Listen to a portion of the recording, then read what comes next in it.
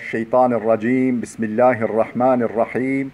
Elhamdülillah ve salatu ve selamu ala Resulillah. Değerli arkadaşlar, Hazreti Ali'den Hikmet Parıltıları isimli kitabımızdan okumalarımızın dördüncüsünü gerçekleştirmek üzere birlikteyiz.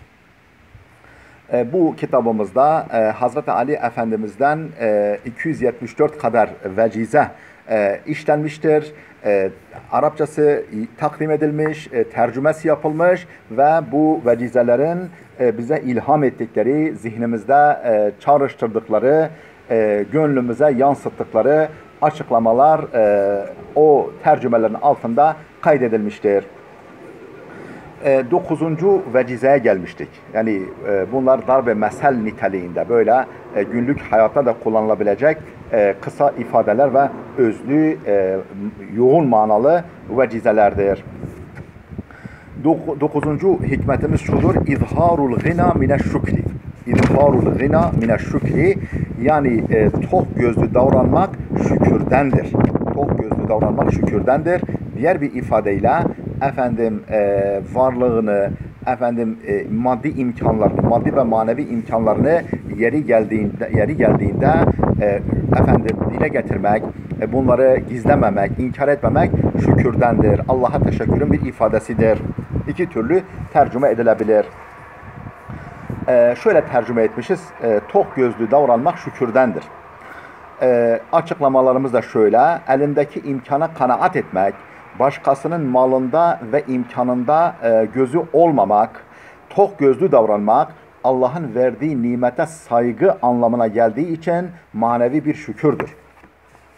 Bu vecizeden şöyle bir mesaj da çıkarılabilir: İnsan sahip olduğu nimeti yeri gelince ifade etmeli. Bunu da kuru sözle değil, böyle Allah bana şunu vermiş, bunu vermiş diye kuru sözle değil, zenginlik ve imkanlarının gereğini yapmakla yerine getirmelidir. Madem ki Allah sana maddi manevi imkanlar vermiş, o zaman bunun gereği nedir? Bunun gereği kaynaklarını, gerçek kaynağını bilmek, itiraf etmek, o kaynağa yönelik olarak minnettarlık duygusu taşımak.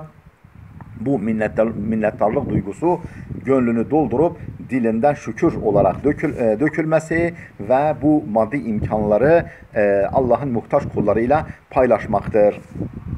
Böyle davranmak tahdis-i nimet olup, yani tırnak içinde tahdis-i nimet olup, Rabbinin nimetini minnet ve şükranla an.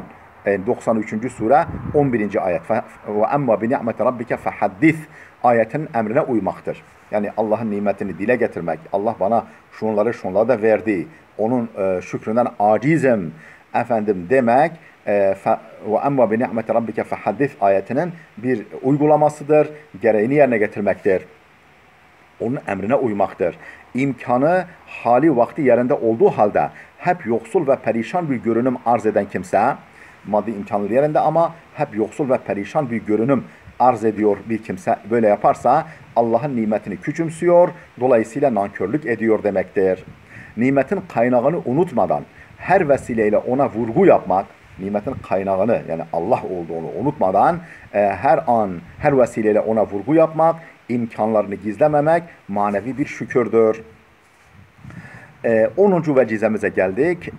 Nedir bu vecizemiz? El-mer'u yu'rafu bi eymanihi. El-mer'u yu'rafu bi eymanihi. Kişi verdiği sözler ettiği yeminlerle belli olur. Kişi verdiği sözler ettiği yeminlerle belli olur. Bakalım bu vecize ne demek istiyor? Yani açıklaması nedir? El-mer'u yu'rafu bi eymanihi. Eyman yemin kelimesinin çoğuludur.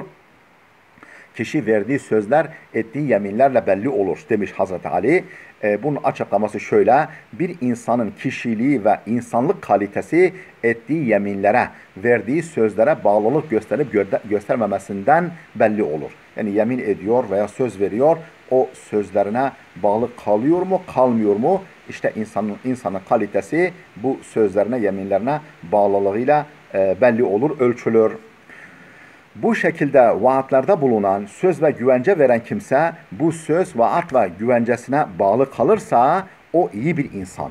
O kişi iyi bir insan, dolayısıyla gerçek bir Müslümandır. Zaten iyi insan gerçek Müslümandır. Yani iyi Müslüman gerçek, yani iyi insandır.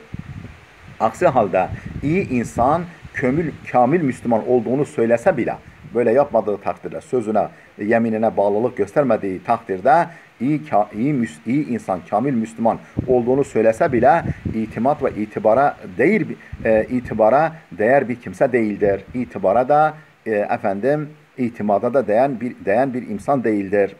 Kısaca iyi insan olmanın ölçüsü söze, özellikle de yeminle pekiştirilmiş vaada bağlılıktır. Sözüne, özellikle o söz yemin ile pekiştirilmişse o söze bağlılıkla ölçülür. Yeni bir 11. vecizemize geldik. Bakir tes'ad. Buraya kadarki vecizelerimizin hep ilk harfi hemze ile başlıyordu. Elif ile başlıyordu. Şimdi ba ile başlayan vecizelere geldik. Yani onar gidiyor. Her Kur'an harfine 10 tane vecize. Bakir tes'ad. Bakir tes'ad. Yani ne demek? Sabahleyin erken davran ki mutlu olasın. Yani erken kalkan yol alır diye bir söz var bizim Türkçemizde de. Bakir tes'ad. Yani sabah erken kalk. İşine erken koyul. Güne erken başla ki tes'ad, mes'ud olasın, mutlu olasın. Sabahleyin erken davran ki mutlu olasın diye tercüme etmişiz. Açıklaması şöyle veya bizde ilham ettiği izahlar şöyle, güzel duygular, manalar şöyle. Erken kalkmada, işine bir an evvel başlamada, başkalarından erken davranmada bereket vardır. Erken kalkan yol alır. Atasözü bu gerçeğin başka bir ifadesidir.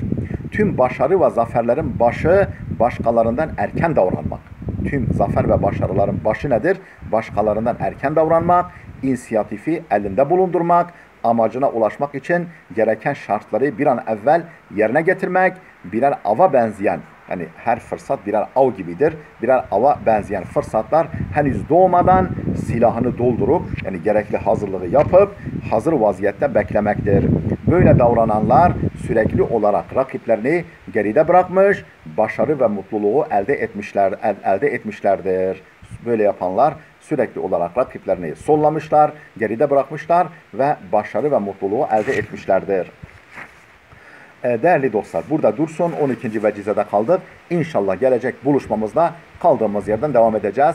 Allah'a emanet olun.